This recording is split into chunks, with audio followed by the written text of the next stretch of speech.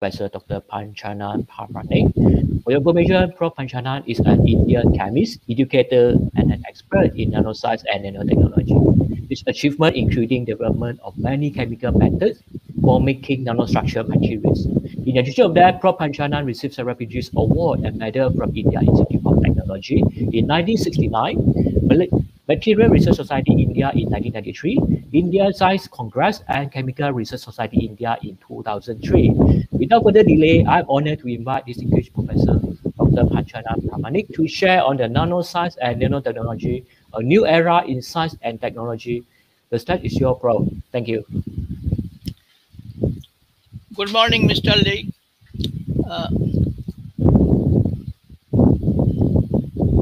Good morning. Hello. Yeah, you can proceed. Yeah, you can proceed your presentation. Hello.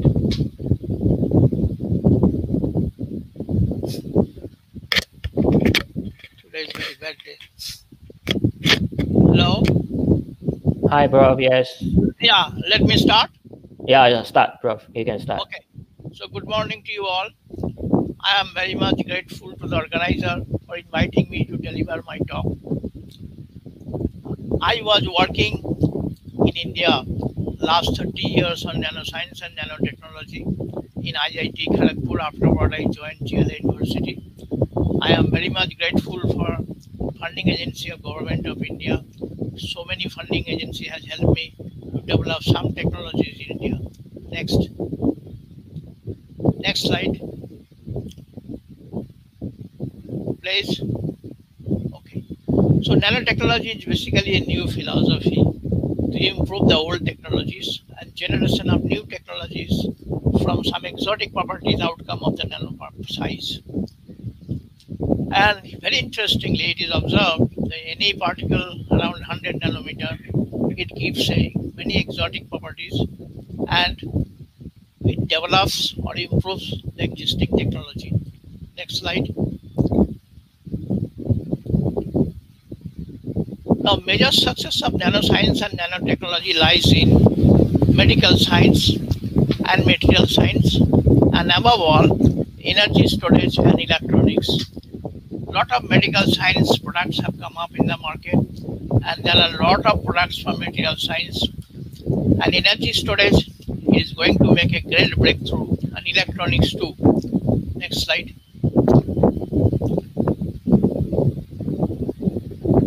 Now, it is very interesting to note that what is about the specificity of the nanoparticle size. It is around 100 nanometer, 1 to 100 nanometer.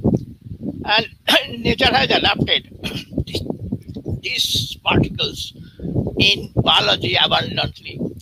If you go to the size of DNA, virus, and the cell inner structure, you will find it contains a lot of components whose size is in nanometers. And it have different kinds of shape and size. Next slide. Okay. So according to the shape and size, the nanostructure, previous one. According to the shape and size, the nanomaterials can be divided broadly in 4 ways. One is nanoparticle, then is nanotube or buckyballs, then is quantum dot, and afterward the nanowires or biopolymers or dendrites. Okay, next. Next slide. Okay. Now, these nanoparticles have one uniqueness, that it is a high surface area per unit mass. As example, 1 gram of 1 nanometer calcium carbonate powder has a surface area of that of football ground. And as a result of this small size, its electronic structure, electronic motion changes, and as a result of energy level changes. This energy level change causes the new class of optical properties and magnetic properties. Moreover, because of the small size and high surface area, it has a very high surface area because it has a unique class of thermodynamical properties, and thus it changes the chemical properties. And this introduces the new class of catalysis in industrial world. Next slide, please. Next. Now, if you come to the solid state of any material, the solid state properties comes up of the three sections. One is bulk properties, next is surface properties, third is grain boundary properties. Now, when it has a very nanoparticle order size, then because of the very high surface area, the surface properties and grain boundary properties dominates, and that results in new exotic properties. So it introduces the quantum size effect, results in band gap increase with the decrease of size, high free energy content that results in new class of chemical reactions. If you take a cadmium sulfide ordinary powder, it is yellow in color.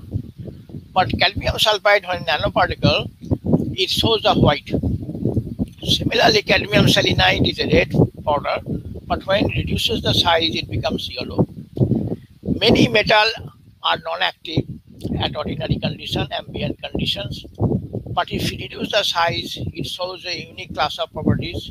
As example, if you take a silver nanoparticle, its surface area very big high, its electrons becomes very active, and as a result, it can oxidize alcohol or organic compound with oxygen at room temperature. Same case we find in a photocatalytic reaction in presence of nanosized titanium dioxide. Now, because of high surface area, it can make a new class of metastable phases. Silver iron is not miscible. Copper iron is not miscible, but when they are in a nano size, they can disperse one in another. And because of the very small size, its magnetic properties also changes abruptly. Normally, ferromagnetic material, when reduced in size, is so superparamagnetism, and this is very important material for electronics and also biology. Now, because of high surface area, its reactivity increases. What happens? As a result, normally zirconium dioxide is sintered at 1800 degrees centigrade, but now in a nano-sized form can sinter at 1300. Same is for alumina. It is normally sintered at 1600, but when it nano-size, it goes to 1200. So it is giving a great boom to the ceramic industry and many of the mechanical industry. Next, please. Next. Okay, so this is just illustration. It is just simulation curve that when we are reducing the size of the particle, the percentage of surface atom increases abruptly and bulk atom decreases. So this causes the high surface area, causes a new class of catalysis. Heat distribution is very important. It goes very high. It is very good thermal, makes thermal fluid.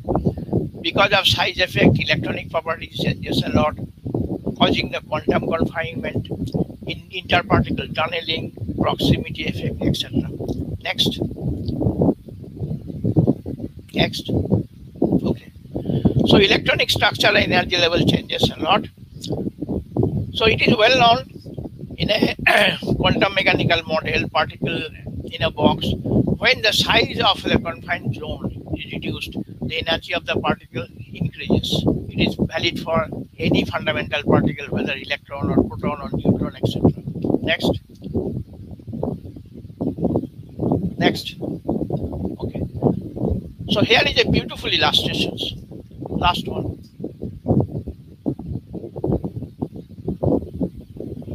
So yeah, here it is a bulk metal. And metal, this is a conduction band, it is a valency band, they overlap. Once you reduce the size, then a gap which increases just like a band gap. When it reduces further size in atomic level, it becomes a horizontal line. The energy levels becomes horizontal separated lines. So this abrupt change of electronic energy level is a key point for its application. Next. Next. Okay. So this is a zero-dimensional quantum.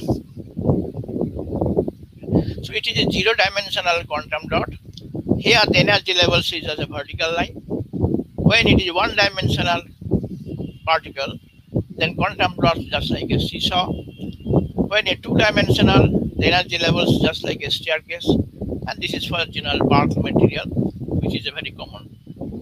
So it shows the electronic nature in any material changes so abruptly with the dimension and size. Next. Next. So here is a bulk crystal, and once it's converted to quantum dot, the energy levels changes like this. So what happens? Next slide. Next slide. So what happens in a bulk material when electron is excited from valency band to conduction band? Then they can diffuse out in throughout the bulk. As a result, recombinations becomes very poor. But if it is a confined, they cannot escape and they move around in the particle, and then they recombine and gives the light. So this is the key point for giving high fluorescence or quantum efficiency in a quantum dot. Next. Next. And this is a very unique example that without changing the chemical structure, just by changing the size, we can give different kind of fluorescence material from cadmium selenide or cadmium sulfide, etc. This is a 3.5, then it is 5, then it is 6, and their emission frequency changes a lot. And this finds a beautiful application in many fields of nanotechnology. Next. Next. Okay. Now, why the quantum material or quantum dot is so important? It's important in 2 points. Firstly, it can work as a leveling material in a biology. Secondly, it has a very high promise for the illumination industry.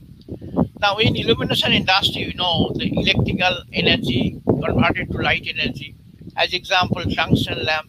The tungsten is heated at very high temperature and it gives light. The efficiency is less than 5%. Then people develop fluorescence lamp where the mercury vapor are discharged giving UV light, and this is absorbed by the fluorescence material inside the tube giving a visible light.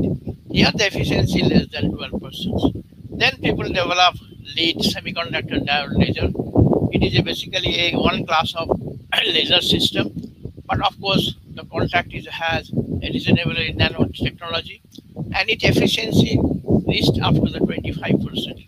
But quantum dot material, it is interestingly, it shows the fluorescence efficiency more than 40%. So what is the promise?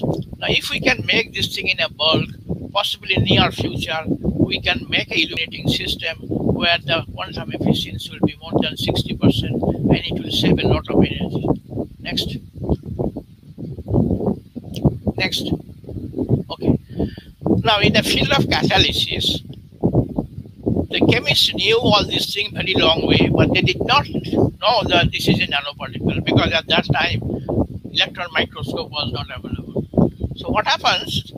We synthesize the sulfuric acid where the catalyst was a platinum dispersed in asbestos, and they have a thumb rule: you reduce the size, better the efficiency of the catalyst. But they never knew these particles are on nano order. Similarly, the hydrogenation organic compound, they use palladium in charcoal. And some of this unknowingly, the fine particle, which is basically nanostructure, used in many industry, like carbon black in a tire tube industry, precipitated silica in the same industry, fumed silica in a ceramics, etc. Next. Next. Okay. So nanocatalyst is getting a day by day importance. It is because that it has many facets of activity. It is a cost efficient, it is a safer catalyst, highly energy efficient, reduce global warming because it's reducing the less carbon dioxide emission, minimum chemical waste, etc. So it is a new class of revolution in catalysis world. Next. Next. Okay. Here is a beautiful example. The cerium dioxide powder is a good catalyst for oxidations. But once it's reduced to size, its activity is diversified. Then it becomes, instead of only oxidation, it goes to oxidative amination, electrophilic cyclizations, coupling reactions, then asymmetric hydrogenation, the chemoselective reduction, and so on. So this shows the strength of nanocatalysis in industrial world. Next. Next. Okay. Now, gold metal has no catalytic activity in general, but once we reduce the size to 5 to 10 nanometer, its surface electron is so high and it becomes so active that once we put a benzene, its isomerization becomes very fast. So it is a direct proof the nanostructured material have very improved catalytic properties. Next. Okay. Now, in all catalysis world, we need the catalytic material embedded in a background, or you can support. Now, previously support was mostly your ceramic like alumina, silica, etc. But effective surface area of all this material is very less. But people understood if we take a graphene which has a very high surface area with respect to weight, it may improve the catalytic properties, and ultimately it has been proven this class of material finds a wide application in major industries like water treatment. This water treatment has become a very great thrust area in water purification through membrane, air purification, putting platinum powder over the graphene. We can purify the air, oxygen reductions, then carbon dioxide reduction, water splitting, and then over the Fischer-Tropsch synthesis, which is very important for liquid fuel preparations, and it follows the graphene base is very, very important. Next, please. Next. Okay. Here is a beautiful example of your catalysis synthesis. This is a titanium dioxide nanoparticle. It is embedded with a nickel metal ion, and then it is exposed to the UV, and as a result, nickel is reduced. And this nickel nanoparticle embedded titanium particle can help the synthesis of carbon tube in presence of acetylene very fast. Similarly, zinc oxide can be embedded over the titanium dioxide for photocatalytic activity, and so on. So any nanoparticle may be embedded with a catalytic metal atom or catalytic metal ion, and it shows improved properties. Next. Next. Now here is a new area of nanotechnology. The new exotic material can be generated from composites. Next. Now it was a long demand, particularly for rocket or missile industry, to develop some material which can withstand very high temperature and high pressure and their fluctuations. Now it is well known the silicon carbide has such a good properties. Okay. It has excellent thermal shock resistance, but it has a poor thermal shock resistance. Next. Similarly, next, silicon nitride is a very powerful ceramic material. It is thermal shock resistance, but poorly thermal shock resistance, but mechanical shock resistance is very, very poor. So, next.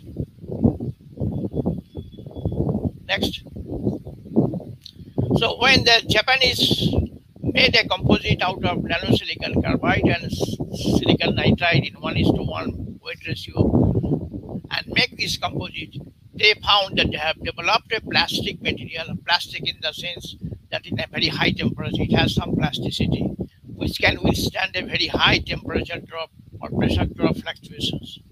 So this nanocomposite silicon carbide dispersed in silicon nitride can be machined on a lathe just like a metal.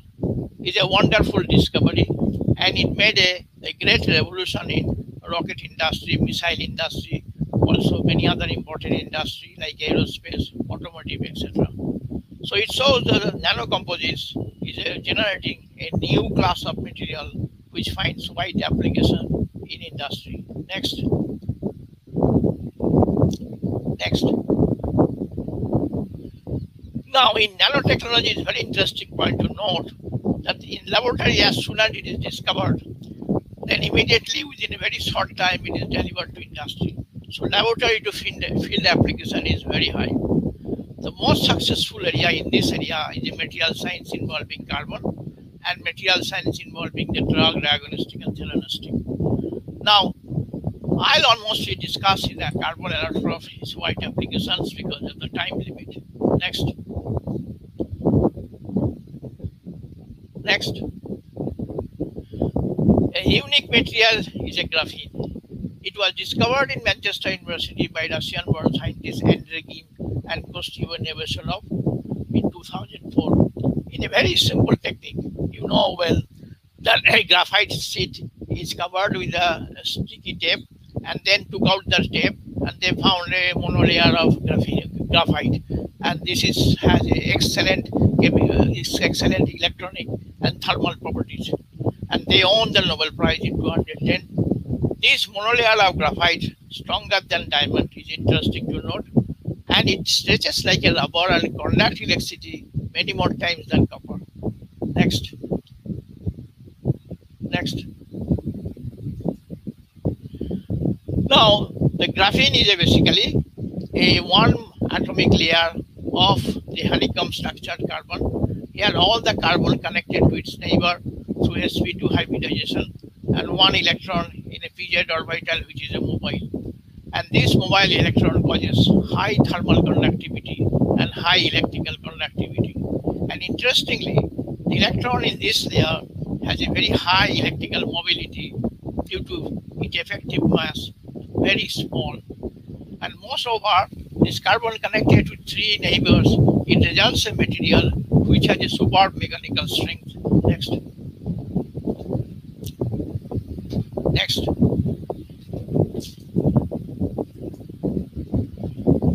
Now, bond length is around 1.42. It is a very strong bond, sigma bond. It is the strongest material ever discovered.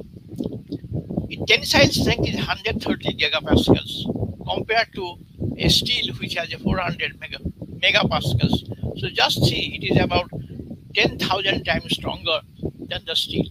Very light because its effective weight, specific weight is 0.77 milligram per square meter, and which is thousands times lighter than the paper.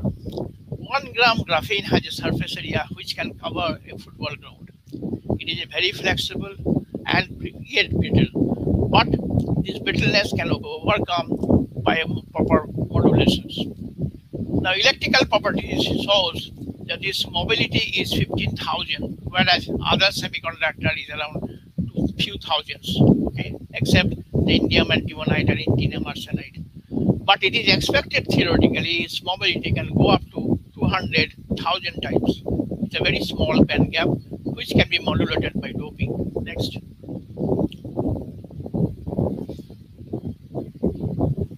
Now, the synthesis of graphene initially was a challenge. We need two classes of graphene. One is a monolayer, which was developed after a long exercise that copper is a good catalyst for deposition of monolayer of graphene in presence of methane and hydrogen. So this is a very important methodology for dipping the monolayer of graphene. It has a great promise in semiconductor industry, particularly chips, and other methods are reduction of graphene oxide. The graphene oxide is a very old material in a chemistry. It was developed by the German scientists, and this graphene oxide is generated from graphite by oxidation and then make a colloid, and this colloid causes the separation of the layers, and then by reduction we get graphene again. Then is a very important method is liquid phase exfoliations. We are working in our place. Here is a suitable polar solvent is embedded due to high pressure and high temperature, and then by a sudden thermal shock, the layer separates and it generates the graphene. It's a very important method. Another is chemical vapor depositions, which gives a monolayer and also multi-layer. Next. Now, because of these high thermal properties, excellent electrical properties, and super mechanical properties, is the strongest material in a science.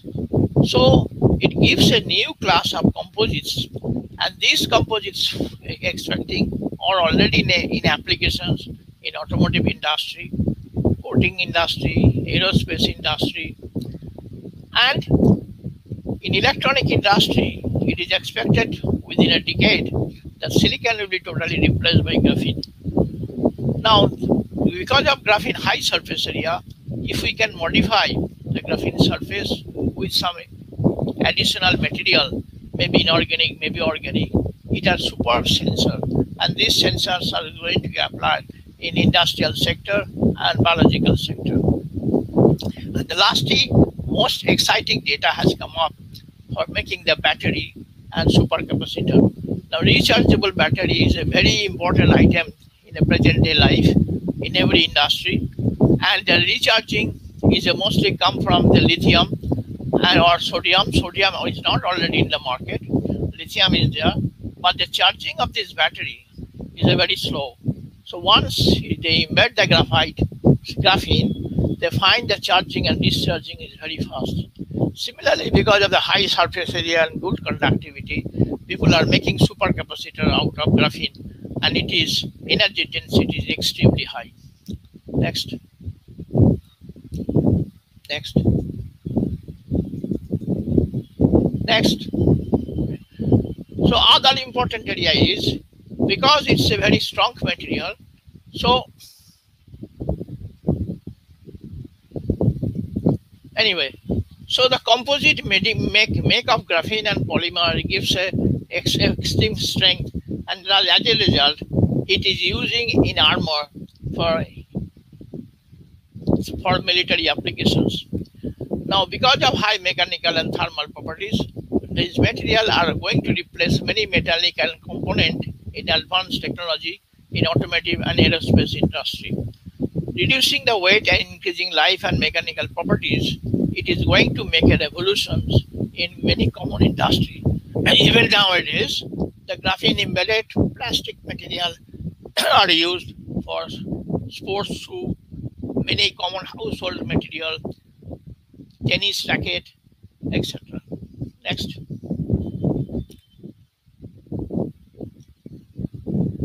So one of the very interesting phenomena is observed. If cement is mixed with modified graphene, it gives a better strength.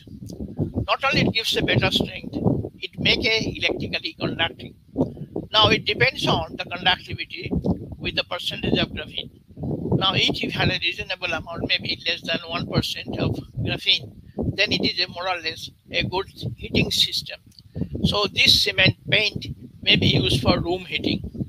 And when it is put in a big mega structure of your concrete, then it is very difficult to identify any structural fault inside because it is not visible inside. So by sensing the electrical conductivity of the mega structure, we can find out any fault developed inside. So when this graphene is mixed with the metal, it enhances the strength many times, sometimes 100 times mechanical strength, which is unbelievable. And it will be a great breakthrough, particularly for military warfare. Next. Next.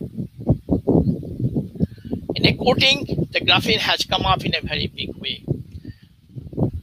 Of course, it is multi-layered. It is a hydrophobic, does not allow the penetration or water or moisture. No molecule or atom can penetrate the graphene. This is the important strength of it. Moreover, mechanical strength is high. Thus, it introduces high corrosion resistance. In India, the Tata Steel has introduced this coating in an ordinary steel bar, and it giving a very good protection.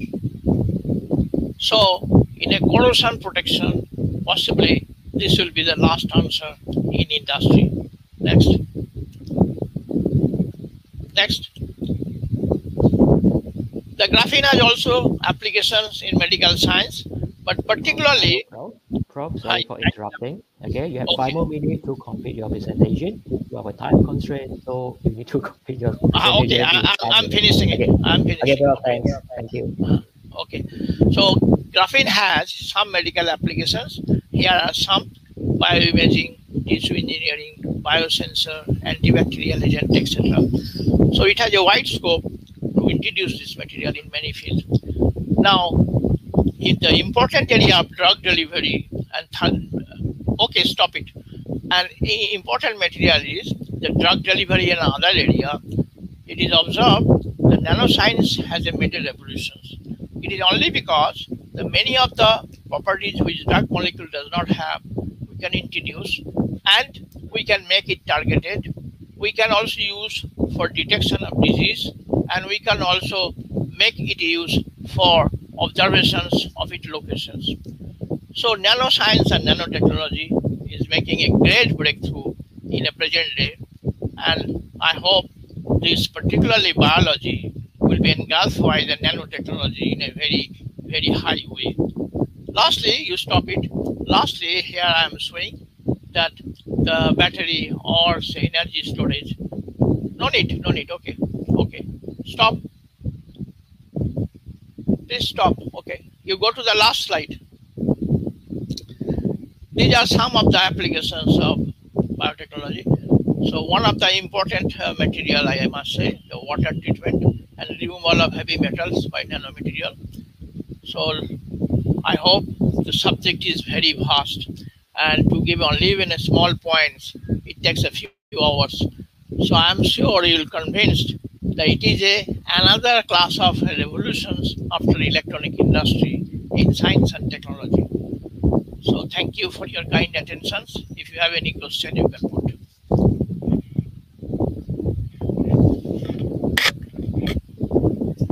Okay, thank you very much, Prof, for sharing this very interesting topic to us. Okay, ladies and gentlemen, now we come to the Q&A section.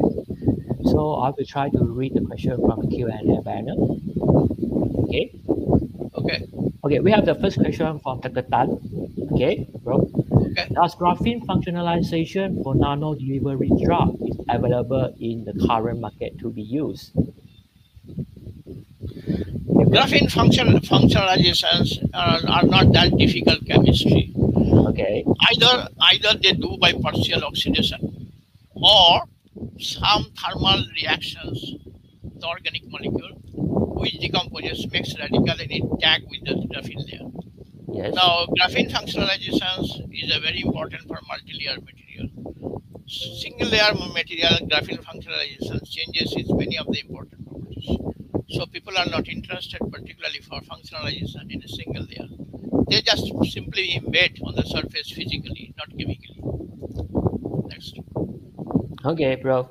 Okay, we have another question. It's from Dr. Ong. He just WhatsApp me. He asking Prof about what is the biggest challenge to commercialize nanotechnology and how to overcome this challenge. Commercialization, bro. Yeah, it's interesting. Yes, because it's scientific finding in a laboratory. People observe that it is a very simple methodology. True. It is a philosophy wise. And industry knows its application is so big that they immediately pour a lot of money. Actually, funding is very high. In a Western world, I remember that 10 years ago, there was only 5 or 6 industry came out, but in a humble way. But now there are hundreds of industries come up because of few reasons. The synthesis of nanomaterials are very standardized now. A lot of new class of reactor has come up. Chemical technology has gone up. All this improvement has caused this very faster conversions of laboratory material to industrial material. Okay, Prof. Thanks for your sharing. I think last question, it's come from my side. Last question. So, Prof, what is your future perspective about this nanomaterial? Since nanomaterial is very expensive material, very expensive right now. So, what is your future perspective for the cost effectiveness of this nanomaterial? So, is it the price will be much more cheaper or much more expensive in near future? So, what is your comment about this statement? It's a good question, but it is true. Yeah, it is true. The cost has dropped down 100 times. Yes. Initially, 1 gram of graphene powder, it cost about $1,000. True. Now it has dropped down to $60, $50. I see. It is because of improvement of chemical methodology and technologies. And moreover, some of the material which are already in the market and it with the improved versions, like I'm telling you, the titanium Yes. dioxide initially it was a very popular white pigment, and people by changing the chemical method of synthesis, they made a cheaper method of synthesis of nanoparticle of titanium dioxide. So Mm-hmm. this is nothing but improvement of methodology of preparations, and this improvement causing the drop down of the price of the material. One very important thing is the nanomaterials.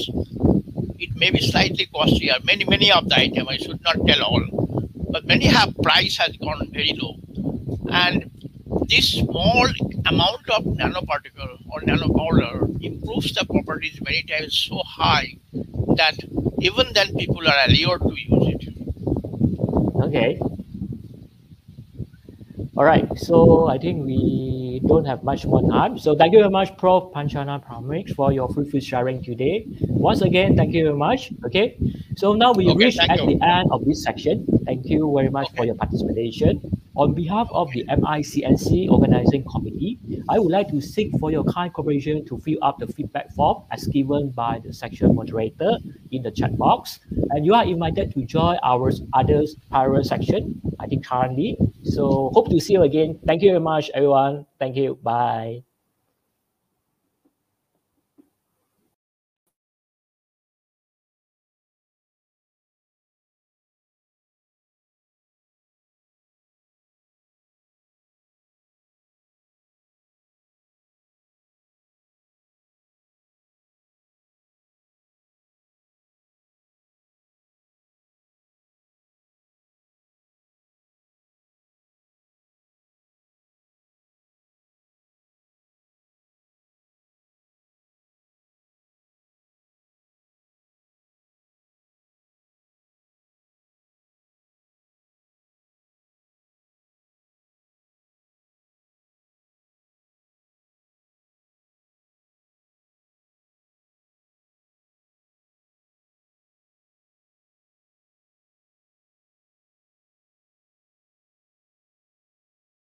Time-of-flight secondary ion mass spectrometry, TOF-SIMS, is a very sensitive surface analytical technique well established for many industrial and research applications.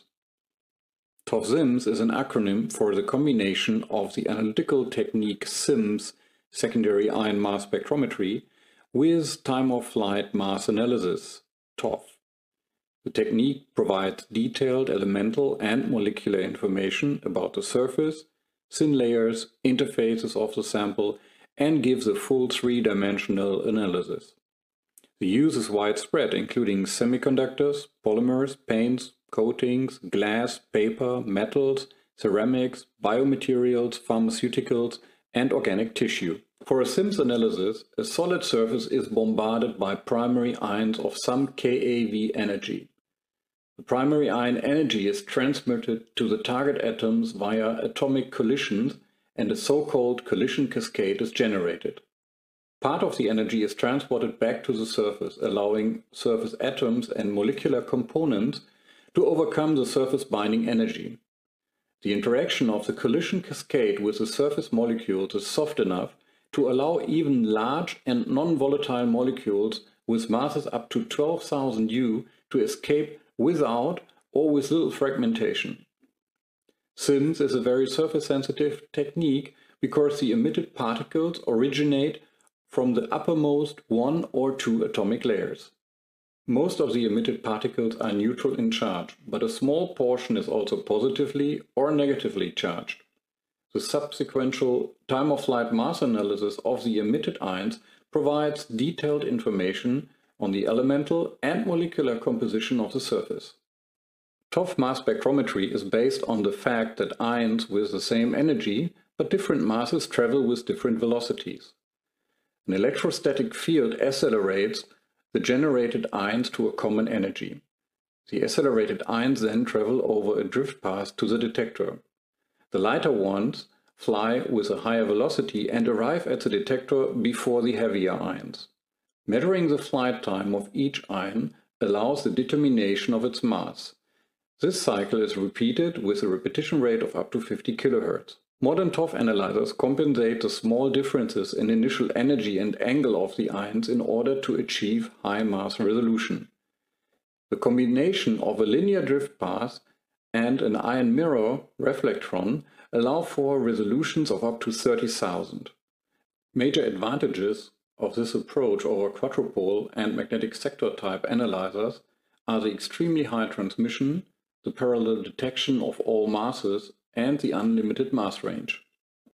The pulse primary ion beam can be focused to a small spot, microprobe mode, and rastered to determine the lateral distribution of elements and molecules. In this mode of operation, lateral resolutions of down to 50 nanometers can be achieved. During the drift time of the secondary ions, the extraction field is switched off, and low-energy electrons can be used to compensate for any surface charging caused by primary or secondary particles, charge compensation. Thus, all types of bulk insulators can be analyzed without any problems. The time during which the extraction field is switched off can also be used to apply low-energy ion beams for sample erosion. In this case, the low-energy ion beam forms a sputter crater. The center of this crater is analyzed by the pulsed primary ion beam, dual beam depth profiling. In principle, there are 4 different modes of operation or views on the data: surface spectrometry, surface imaging, depth profiling, and 3D analysis. The aim of a static SIMS investigation is the analysis of the original, non-modified surface composition. As SIMS in principle is a destructive technique, this means that the contribution of those secondary ions to the spectrum originating from already bombarded surface areas to the spectrum must be neglectable. This quasi-non-destructive surface analysis can be achieved by applying a very low primary ion dose density. Surface spectrometry provides detailed elemental and molecular information from the outermost layers. The key features here are that the analysis is quasi-non-destructive. This means that for a standard analysis, you consume less than 1% of a monolayer for the full analysis. Another key feature is, as said before, the elemental and molecular information. Another strong point for SIMS in general is the high sensitivity. So here you can achieve ppm or ppb sensitivity. By scanning the fine-focused ion beam over the surface, like an electron beam in an electron microscope, mass-resolved secondary ion images, chemical maps, can be obtained simultaneously. In this mode of operation, high-resolution surface images with a high sensitivity and a lateral resolution of down to 50 nanometers can be recorded. The key features in this mode of operation are that you can obtain chemical mapping of the surface. You see the lateral distribution of elements and molecules. You can do this with an extremely high lateral resolution of down to 50 nanometers. And due to the parallel mass detection of the time-of-flight analyzer, you can acquire all the images of all the different masses simultaneously. For depth profiling, 2 ion beams operate in the dual beam mode.